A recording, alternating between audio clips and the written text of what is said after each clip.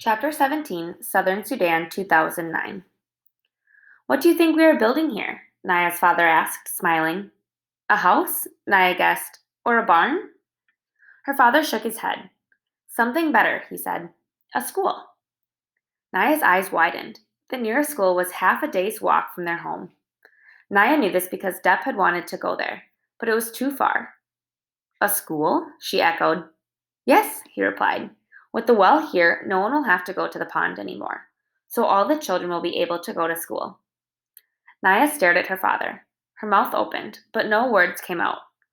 When at last she was able to speak, it was only in a whisper. All the children, Papa? The girls, too? Her father's smile grew broader. Yes, Naya, girls, too, he said. Now go and fetch us. Now go and fetch water for us. And he returned to his work, scything the long grass. Naya went back and picked up the plastic can. She felt as if she were flying. School! She would learn to read and write. Sudan and Rochester, New York, 2003 to 2007. Salva stood at the foot of one of the beds in the crowded clinic. Hello, he said. Hello, the patient replied politely. I've come to visit you, Salva said. To visit me? The man frowned. But who are you? You are Maween Dutariq, aren't you? Yes, that is my name. Salva smiled, his insides trembling.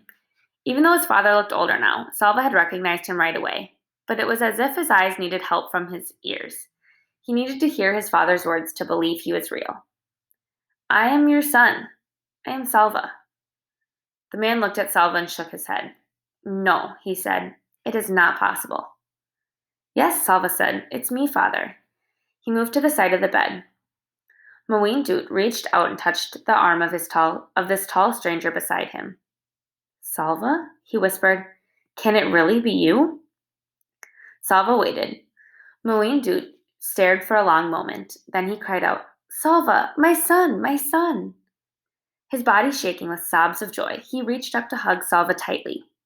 It had been almost 19 years since they had last seen each other. Maween Dut sprinkled water on his son's head, the Dinka way of blessing someone who was lost and is found again.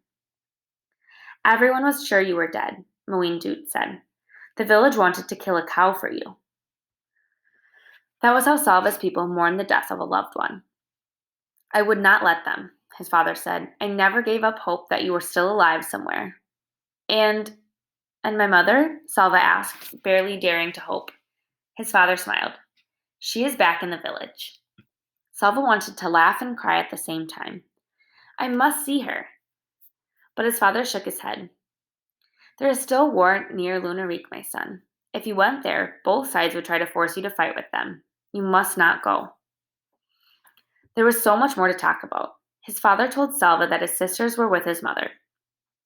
But of his three brothers, only Ring had survived the war. Arik, the oldest, and Kual, the youngest, were both dead. Little Kual. Salva closed his eyes for a moment, trying to picture his brothers through a haze of time and grief. He learned more about his father's illness. Years of drinking contaminated water had left Maween Dut's entire digestive system riddled with guinea worms. Sick and weak, he had walked almost 300 miles to come to this clinic and was barely alive by the time he finally arrived. Salva and his father had several days together, but all too soon it was time for Salva to return to America. His father would be leaving the clinic shortly as well. The surgery he had undergone had been successful, and he would soon be strong enough to make the long walk home. I will come to the village, Salva promised, as soon as it is safe. We will be there waiting for you, his father promised in turn. Salva pressed his face tightly to his father's as they hugged goodbye, their tears flowing and blending together. On the plane back to the United States, Salva replayed in his mind every moment of his visit with his father. He felt again the coolness of his brow when his father had sprinkled the water blessing on him. And an idea came to him. An idea of what he might be able to do to help the people of Sudan. Could he do it? It would take so much work. Perhaps it would be too difficult. But how would he know unless he tried? Back in Rochester, Salva began working on his idea. There were, it seemed, a million problems to be solved. He needed a lot of help. Chris and Louise gave him many suggestions. Scott, a friend of theirs, was an expert in setting up projects like the one Salva had in mind. He and Salva worked together for hours and days, which grew into weeks and months. Along the way, Salva met other people who wanted to help. He was grateful to all of them, but even with their help, it was much more work than he had imagined. Salva had to raise money for the project. There was only one way to do this. He would have to talk to people and ask them to give money. The first time Salva spoke in front of an audience was in a school cafeteria. About 100 people had come to hear him. There was a microphone at the front of the room. Salva's knees were shaking as he walked to the mic. He knew that his English was still not very good. What if he made mistakes in pronunciation? What if the audience couldn't understand him? But he had to do it. If he didn't talk about the project, no one would learn about it. No one would donate money, and he would never be able to make it work. Salva spoke into the microphone. Hello, he said. At that moment, something went wrong with the sound system. The speakers behind him let out a dreadful screech. Salva jumped and almost dropped the mic. His hands trembling, he looked out at the audience. People were smiling or chuckling. A few of the children were holding their ears. They all looked very friendly, and seeing the children made him remember. It was not the first time he had spoken in front of a large group of people.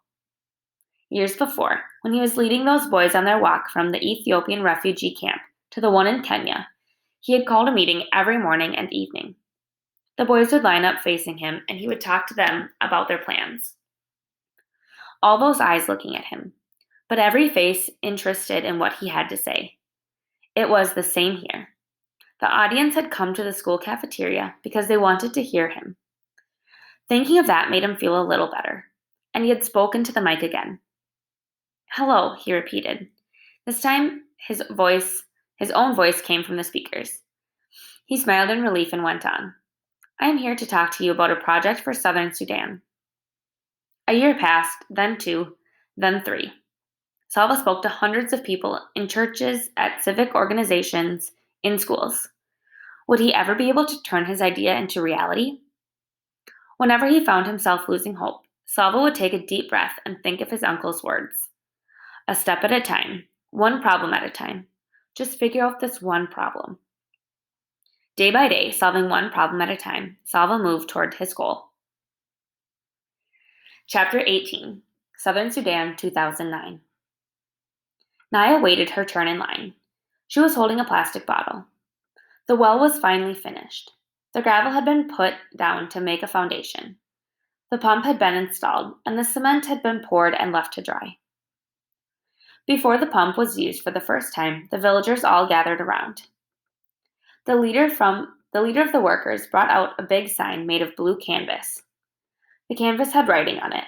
The writing was in English, but the leader spoke to Naya's uncle, and Uncle told everyone what the sign said. In honor of Elm Street School, Uncle said.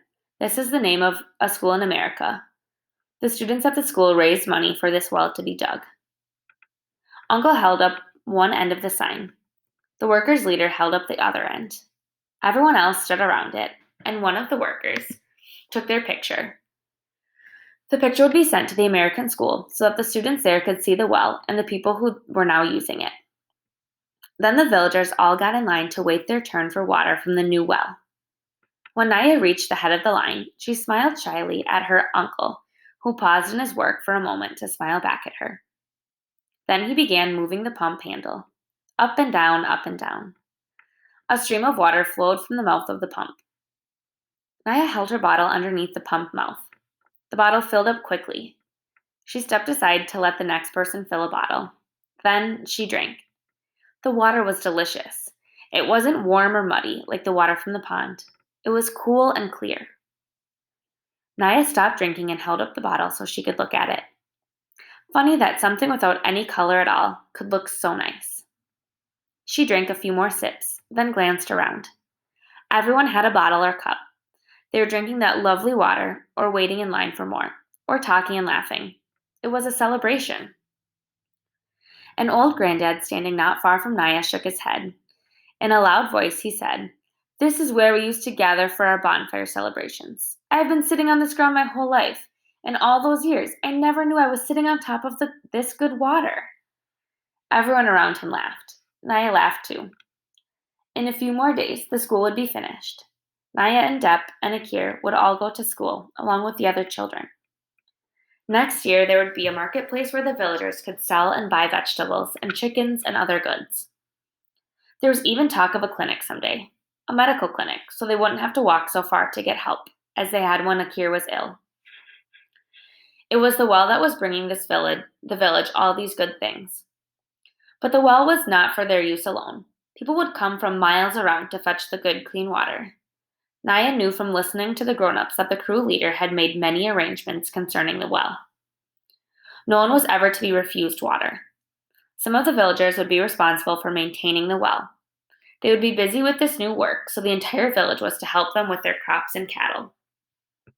Other villagers, including Naya's uncle, would resolve any disputes that arose. The well would change their lives in many ways. I will never again have to walk to the pond for water, Naya thought. She wandered around a little, sipping at her cool, fresh drink. Then she caught sight of the crew leader. He was standing by himself, leaning against one of the trucks, and watching her uncle work the pump. Depp saw her looking at the man. That man, the boss of the workers, Depp said. You know, he's Dinka. Naya looked at Depp in astonishment. The Dinka and the Nuer did not look very different physically. You had to look at the scar patterns on people's faces to tell the tribes apart. Dinka scar patterns were different from those of the Nuer. But the crew leader had no scars on his face. Naya had heard some of the teenage boys talking about that, wondering why he had no scars when he clearly was a grown man. The leader's assistant was Nuer. So were most of the crew. They all had Nuer scars. Naya hadn't thought about it much, but she realized now she had always assumed that the leader was Nuer too. The Dinka and the Nuer were enemies, had been for hundreds of years. Why would a Dinka bring water to us? She wondered aloud. I heard Uncle and Father talking about him, Depp said. He's drilled many wells for his own people. This year he decided to drill for the Nuer as well. Depp had not really answered Naya's question. He probably doesn't know the answer, she thought. But now Naya felt there was something she had to do. She walked over to where the man was standing. He didn't notice her at first, so she waited quietly. Then he saw her. Hello, he said. Shyness flooded through Naya. For a moment, she didn't think she would be able to speak. She looked down at the ground, then at the stream of water still flowing from the pump mouth. And she found her voice. Thank you, she said and looked up at him bravely. Thank you for bringing the water. The man smiled. What is your name? He asked. I am Naya. I am happy to meet you, Naya, he said. My name is Salva. A message from Salva Dut. This book is based on the true story of my life. I hope that because of the book, more people will learn about the lost boys and the country of Sudan. I was born in a small village called Lunarik in the Tunj County, Southern Sudan. And just as it says in the book, I stayed in refugee camps in Ethiopia and Kenya for many years before I came to America. I am thankful to a great many people. The United Nations and the International Red Cross supported my life when I was in danger of starvation. The Moore family, St. Paul Episcopal Church, and the community of Rochester, New York, welcomed me to the United States. I am also grateful for the education I have received, especially at Monroe Community College. And deepest gratitude to the people who have helped me with my project, Water for Sudan, Inc. The schools, churches, civic organizations, and individuals all over the country. Special thanks to the Board of Water for Sudan and to the Rotary clubs that have worked closely with me. My dreams of helping the people back home in Sudan are beginning to come true. I overcame all the difficult situations of my past because of the hope and perseverance that I had. I would have not made it without these two things. To young people, I would like to say, stay calm when things are hard or not going right with you. You will get through it when you persevere instead of quitting. Quitting leads to much less happiness in life than perseverance and hope. Salva Dut, Rochester, New York, 2010.